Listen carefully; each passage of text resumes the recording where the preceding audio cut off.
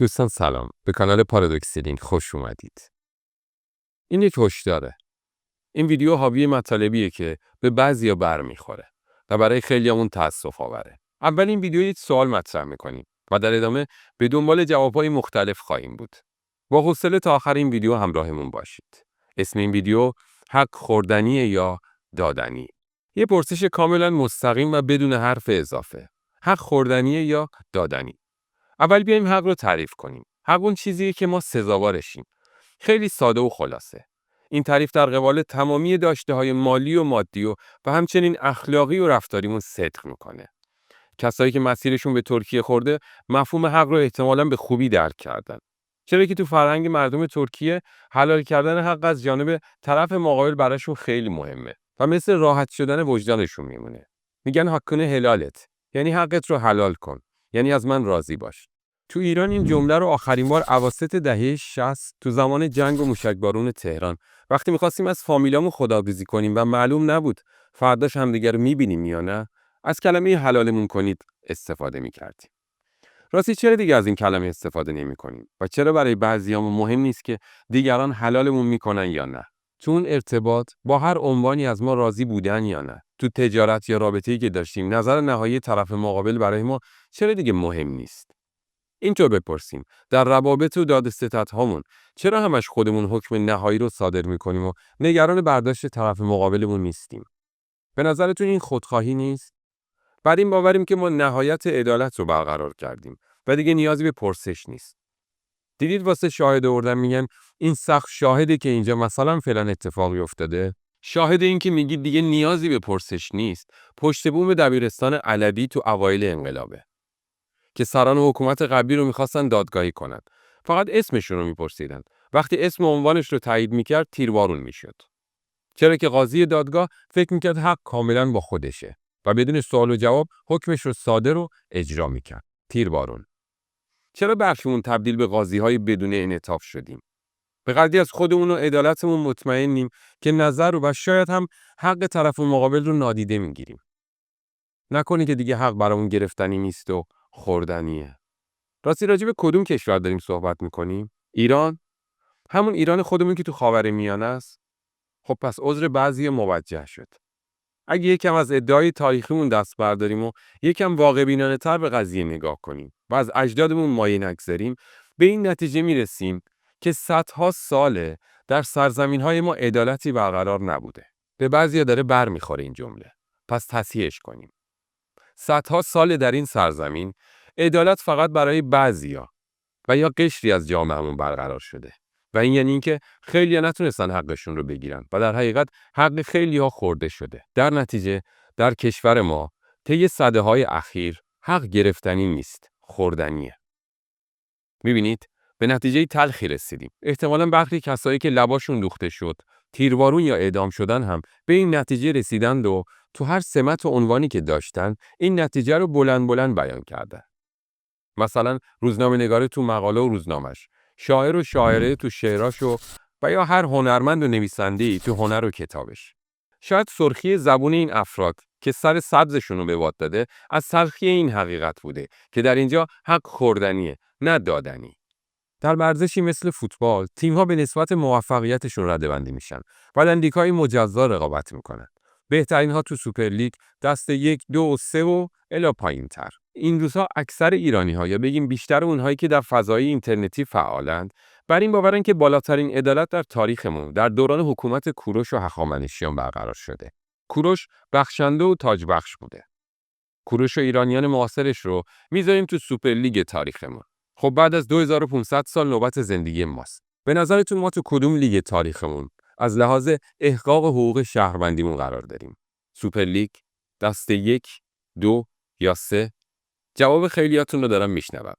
ما تو لیگ محلات و زیر خط فقر داریم زندگی میکنیم. هوامون بوی نفت، جیبامون بوی کفک و بیپولی میده. اگه قبلا استانهای محروم استانهایی بودن که لهجه غیر فارسی داشتن یا اهل سنت بودن، الان فقر سنت خیلی از استانهامونه، با هر زبون و لهجه و گویشی.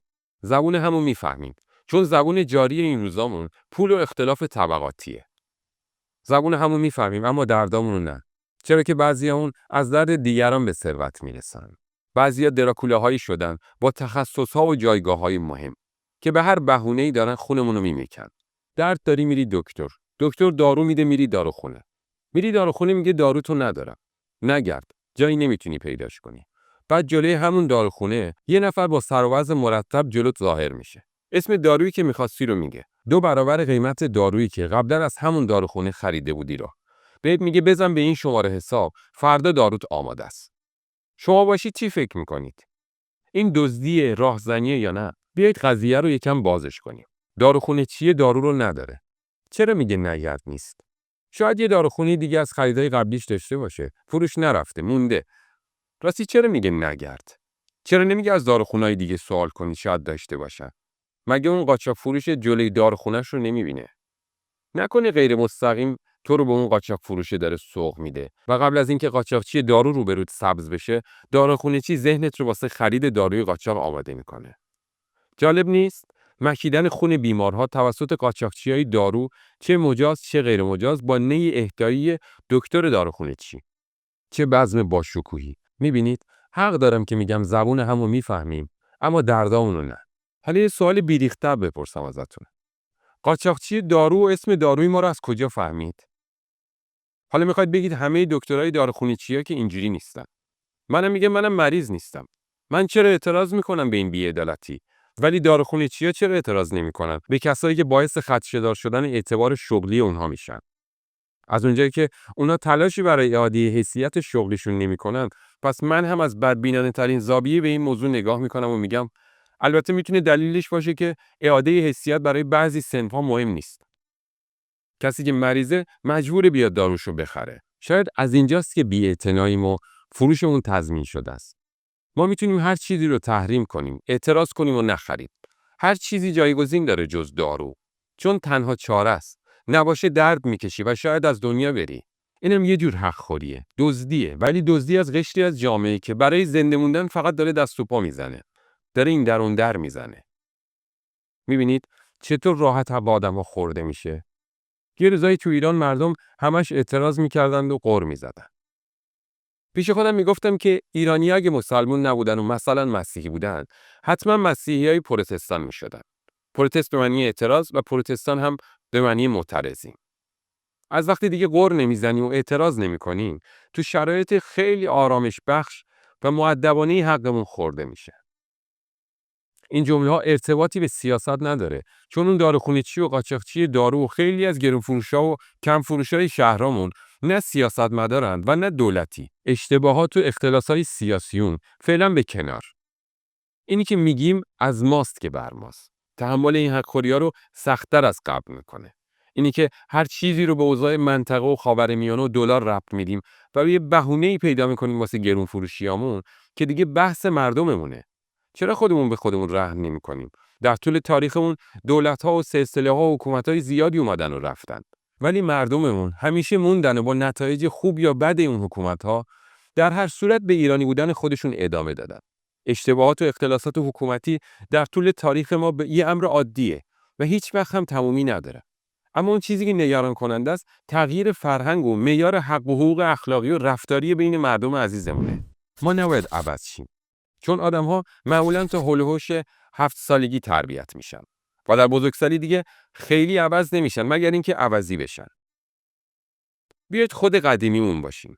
بیایید تو بعضی مسائل به قول بعضی امول باشیم. سنتی باشیم. به فرهنگ گذشته‌هامون برگردیم و با فرهنگ باشیم. حق هر کسی رو مثل حق الناس بهش بدیم. ولی در جای دیگه هم حق اون قاچاقچی رو کف دستش بگذاریم و به سزای خیانتش از لحاظ قانونی برسونیم. البته اگه مجری قانون میلی به اجرای قانون داشته باشه، چون جمع کردن گرون‌فروشی‌ها، قاچاقچی‌ها و موادفروشا خیلی راحت‌تر و مهمتر از جمع کردن بی‌حجاب‌ها و بدحجاب‌هاست. یه روز تو تاکسی با یه بنده خدای شیرازی که مأمور نیروی انتظامی بود داشتم صحبت می‌کردم. ازش پرسیدم چرا با این موادفروشایی که تو پارک‌ها، تو ملاعه عام دارن مواد می‌فروشن برخورد نمی‌کنی و نمی‌گیریدشون. به کنایه گفتم جمعیتشون داره بیشتر از جمعیت ما مردم عادی تو پارک‌ها میشه. مأمور بنده خدا یه مکث کرد و با اون لهجه شیرین شیرازیش گفت یه روز یکیشونو خودم بردم کلانتری تحویل دادم. وقتی برگشتم اومدم تو پارک سر پستم دیدم مواد فروشی زودتر از من اومده و تو پارک داره به فروشش ادامه میده. به نظر شما این اعتراف گریه‌دار نیست؟ بعد شنیدن این قضیه از یه مأمور نیروی انتظامی به این نتیجه میرسیم که میشه محیطمون رو از دست این اراذل و قاچاقچیا پاکسازی کنیم، به شرط اینکه مجریای قانون دولت و حکومت بخوان. به شرطی که همه ما مردم بخوایم. پس به امید روزی که دکترها درست تشخیص بدن و داروی درست تجویز کنن. داروخونه‌چیا هم از حیثیت و صداقتشون دفاع کنن و مهمتر از همه با توجه به مطالبی که در این ویدیو با شما مطرح کردیم، به امید روزی که تو این ایران عزیزمون حق دادنی باشه، نه خوردنی و یا گرفتنی. دوستان، در اینجا به پایان این ویدیو میرسیم. خوشحال میشیم شما هم جواب این سوالات رو در کامنت ها با ما مطرح کنید. اگه فکر میکنید محتوای ویدیوهای ما میتونه تلنگری باشه واسه بیدار کردن بعضی آدمایی که خودشونو به خواب زدن، پس شما هم با انتشار این ویدیو با دوستانتون کمک کنید تا جامعهمون رو دوباره بسازیم. بشیم اون مردم و ملت با فرهنگی که بودیم. تا یک ویدیوی دیگه شما رو به خدای بزرگ میسپاریم. وقتتون بخیر و با امید دیدار.